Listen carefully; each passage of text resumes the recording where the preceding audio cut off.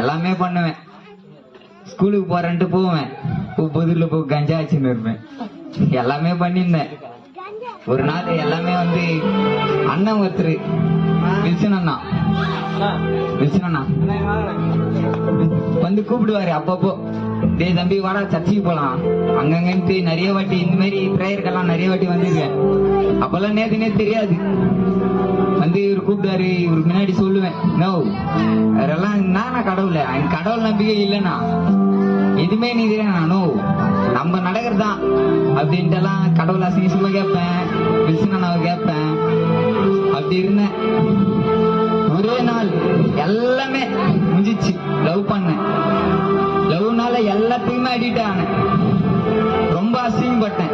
எல்லாருமே எனக்கு கேவலமா பார்த்தாங்க. ரோட்ல போறவங்க சின்ன குழந்தைகிட்டே கூட என்கிட்ட பேசக்கூடாதுன்னு சொல்லுவாங்க. அந்த பையன் கூட சேர்ந்தா கெட்டுருவ வேணான்ட்டு அவங்க அப்பா அம்மா எல்லாம் எல்லார்கிட்ட சொல்லுவாங்க. ரொம்ப அவமானப்பட்டேன். ஒரே ஒரு நாள் சர்ச்சை வந்து கூட்டின்னு போனாரு வில்சனா. எண்ணி ஒரு மாசத்துல எல்லாத்தையுமே விட்டேன் அவருக்காக. யாருமே மதிக்க மாட்டாங்க என்ன.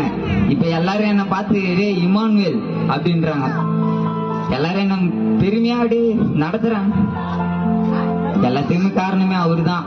அவரை நம்புங்க. லவ் கெத்து கித்துன்னு எல்லாம் சுத்தினா ஒண்ணுமே கிடையாது.